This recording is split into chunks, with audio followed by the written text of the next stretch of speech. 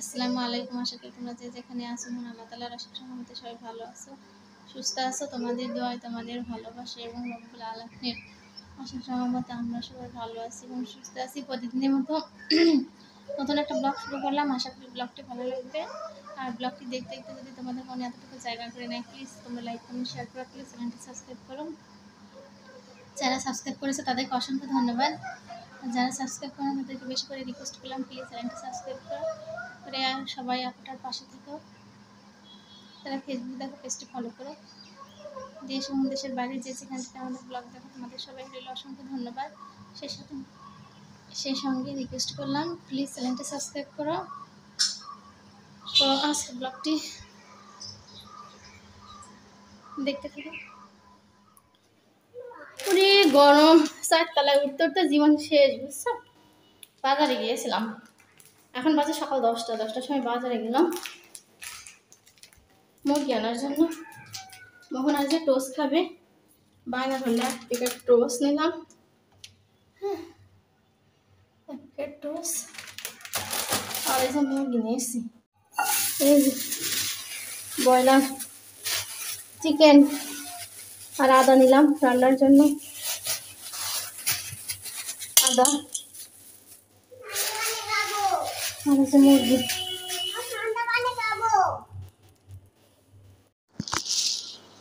এই দেখো মোহনা বিস্কিট খাওয়া শুরু করে দিয়েছে। মোহনা, কেমন টেস্ট? টেস্টি, মজা।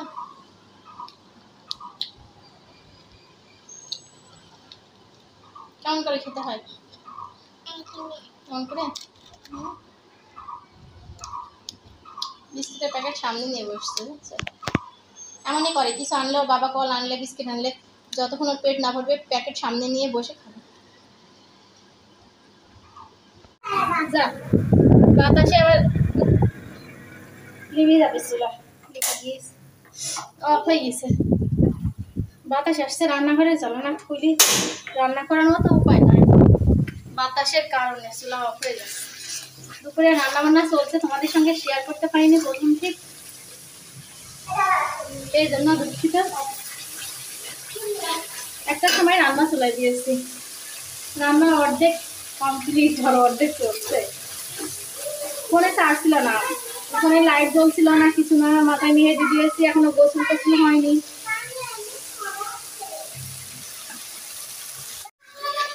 তো এই দেখো মশলা কষিয়ে নিচ্ছে এখানে। মশলা, আদা পেস্ট, জিরা পেস্ট, রসুন পেস্ট, মরিচের গুঁড়া, ধনিয়ার গুঁড়া, হলুদের গুঁড়া, এলাচ, দারচিনি, তেজপাতা, সব মশলা এখানে। মশলাটা কষানো কমপ্লিট। এখন এই যে গোল ধুয়ে রেখেছি, গোশটা দিয়ে দেবো। বিসমিল্লাহির রহমানির রহিম।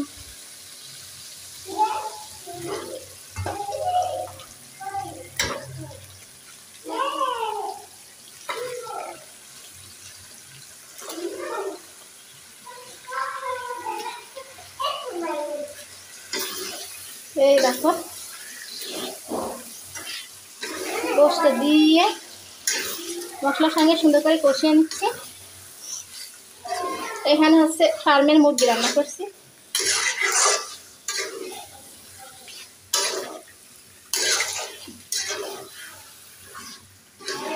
রান্নাঘরে জ্বালানো অফ করে দিয়েছি বাতাসের কারণে, দেখছো,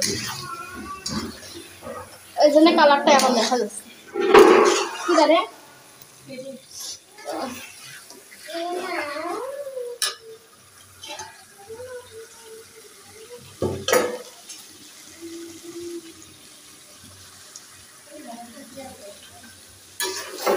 একটা পেঁয়াজ দিবা, হ্যাঁ, একটা হচ্ছে রসুন দিবা,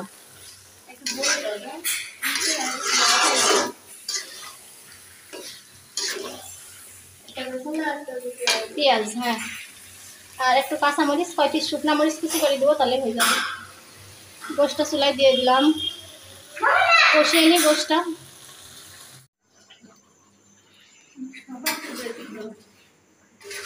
তো এই দেখো রান্না বান্না চলছে, চুলা জালটা আস্তে আস্তে দিয়েছি। গোশটা রান্না কমপ্লিট, গোশটা নামিয়ে দিই।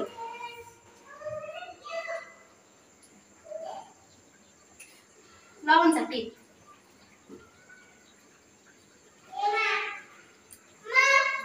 আসুন আসুন, গোশটার টেস্ট একদম অসাধারণ। গোশত রান্না কমপ্লিট, নামিয়ে নিব।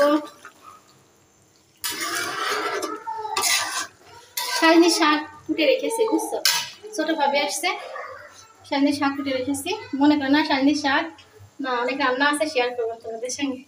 শালিনী শাক আমার খুব ফেভারিট, কুটে রেখেছি। তো এখন ওই যে গোশটা হয়ে গেছে, আমি শাকটা চুলাই দিব। গোশটা কমপ্লিট রান্না, নামিয়ে নিব।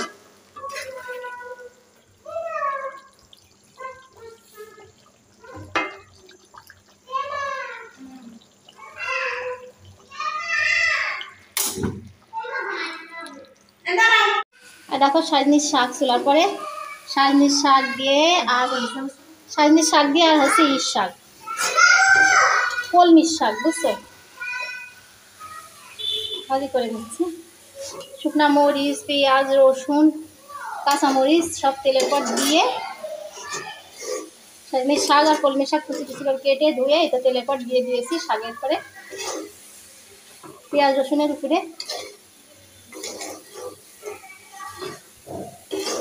সাজনির শাকটা হোক, তোমাদের সঙ্গে শেয়ার করি হ্যাঁ কি কি রান্না করেছি। প্রেসারে ভাত রান্না করে নিয়েছি, বুঝছো, প্রেসারে ভাত। এখানে সাজনির শাক দিয়ে আর কলমির শাক দিয়ে ভাজি হচ্ছে, সুন্দর একটা ভাজি। আর এখানে দেখো পটল দিয়ে আর কাঁঠালের বিচি দিয়ে সুন্দর একটা ভাজি, সুন্দর একটা ভাজি করেছি। আর এখানে ডাউল, কি ডাউল দেখবা, মসুরের ডাউল আর খেসারি ডাউল দিয়ে, দেখো আম দিয়ে, এই দেখো আমের কত বড় বড় আটি ফ্রিজে রেখে দিয়েছিলাম, আমি একদম ডাক রাম, বুঝছো, একদম হলুদ ডাক রাম দিয়ে এই দেখো রান্না করেছি।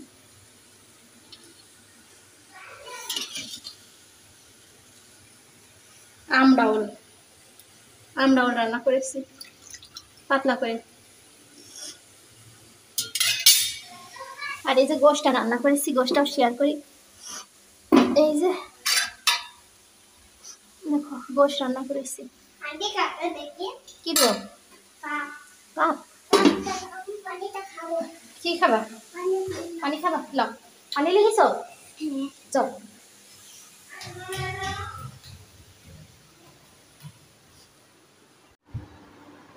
নেট অনেক স্লো, কয়দিন পরে নেট পেলাম, 6 দিন পরে নেট পাই না, নেট ঠিক মতো আসছে না, স্লো, তাই সে গল্প আসছে না।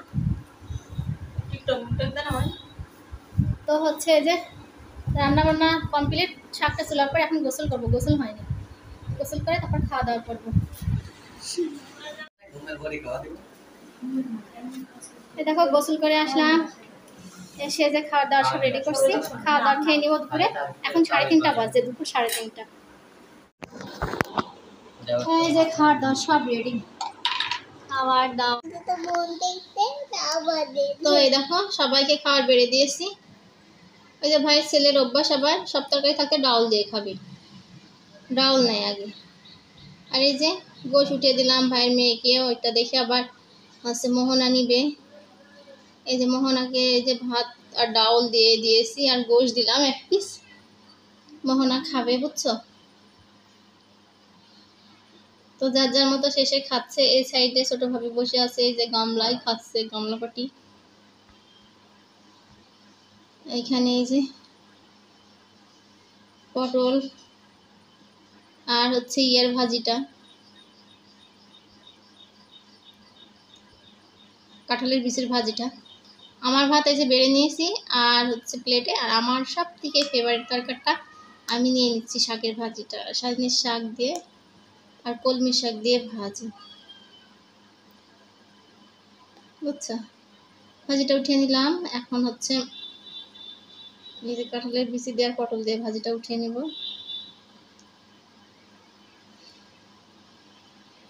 তো খাওয়া দাওয়া এই যে চলছে। এখানে আমি ভয়েস রিমুভ করেছি কেন জানো, নতুন করে ভয়েস দিয়েছি। এখানকার ভয়েসগুলো কিন্তু অনেক সুন্দর ছিল, রিয়েল ভয়েস। এই আমার ভাইয়ের ছেলে খাওয়ার সময় জেল মাপ, খাওয়ার সময়গুলো করতে হয় না। আমার ভাইয়ের ছেলে একেবারে এই যে বসে খাচ্ছে, দেখো একটা গাড়ি দিয়ে বসে ও কি করছে, একদম সামনে মোবাইল নিয়ে জোরে সাউন্ড দিয়ে গান শুনছে আর হচ্ছে খাচ্ছে। ওগুলো কিন্তু একদম বাজে। আমার খেয়াল নাই, আমি এদিকে খাবার দিচ্ছি। হ্যাঁ, তারপরে হচ্ছে মাশাল্লাহ ভাজিটা অনেক মজা হয়েছে, সাজনি শাকের ভাজিটা। আমি এদিকে খাবার দিচ্ছি, এদিকে মেয়েকে উঠাই দিচ্ছি, এদিকে এর পাতে খাবার আছে নাকি দিচ্ছি, ওর পাতে খাবার আছে নাকি দিচ্ছি।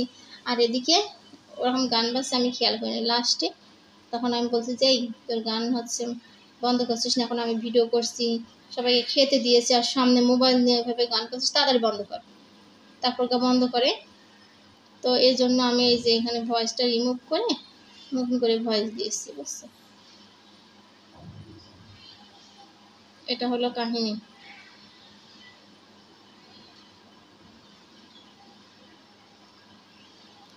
তো অনেক মজা, অনেক টেস্ট। দেখো আমি শাক দিয়ে খেয়ে যাচ্ছি কপাকপ। আর এখানে পটলের বিচি সরি কাঁঠালের বিচি আর পটল ভাজিটা সেই মজা লাগছিল। কাঁঠালের বিচিগুলো অনেক বয়স হয়ে গিয়েছিল, মিষ্টি মিষ্টি হয়ে গিয়েছিল, দারুণ লাগছিল খেতে। এখানকার ভয়েসগুলো ছিল অনেক সুন্দর। তো আমার খুব ভালো লাগে কাঁঠালের বিচি আর পটল দিয়ে ভাজি। তো এখন এই যে গোশ উঠিয়ে নিব, গোশ নিয়ে নিই। এখানে হচ্ছে মাইটি রেখেছিলাম, মাইটি কেউ খায়নি, এমন করছে ভাইয়ের মেয়েকে খাইয়ে দিয়েছে ভাবি, ছোট ভাবি, তো খাওয়াইনি, তাই আমি ওর উঠিয়ে নিচ্ছি আর বলছি ও রাবু তুমি মাইটি খাওনি। রাবুও মাইটি খায় না, মোহনা আগে মাইটি খেত, মোহনা এখন খায় না, এখন মাইটি থাকলে আমি খাই। বাচ্চারা আগে প্রথম প্রথম মাইটি খায়, তারপরে বড় হয়ে একটু যে বড় হয় তখন আর মাইটি খেতে চায় না।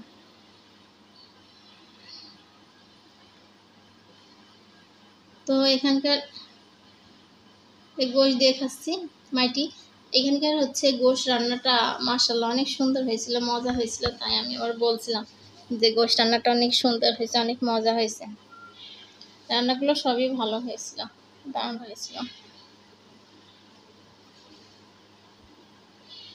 গল্প কথাবার্তা চলছে, খাওয়া দাওয়া চলছে।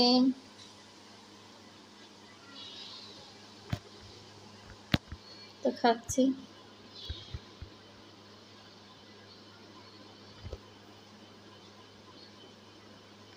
আর আমি কি খাচ্ছি এখন দেখো, লাস্ট পর্যায়ে সেই আম ডাউল দিয়ে খাওয়া শুরু করলাম। দেখো কত বড় আঁটি, মাশাআল্লাহ অনেক বড় বড় আম ছিল, আর আমগুলো একদম ডাকরা হয়ে হলুদ হয়ে গিয়েছিল। আমগুলো কিন্তু অত টক ছিল না, হালকা হালকা টক, আর মিষ্টিটাই বেশি ছিল। তো ডাউলের ভিতর দিয়েছি, বেশি টক হয়নি, মিষ্টি মিষ্টি হয়েছে, দারুণ লাগছে খেতে। বেশি টক আম দিলে পরে আবার ডাউল একদম খাটা হয়ে যায়, টক শুকা হয়ে যায়, ওইটা আবার খেতে একদম ভালো লাগে না। হালকা হালকা মিষ্টি থাকবে, হালকা হালকা টক থাকবে, ওইটা ভালো লাগে। তো ভাবিরা হচ্ছে বিকেলবেলাই চলে গিয়েছিল, বুঝছো, আসরের পরে। তো এই যে আমি এখন যাচ্ছি, মোহনা ঘুমোচ্ছে এখানে, বুঝছো, এখন বাজে রাত্রি 9টার সময় আমি রেডি হয়ে নিলাম, ব্যাগে কাপড় চোপড় ভরলাম, কি জন্য জানো, এই জানলা টালনা সব মেরে দিয়েছি।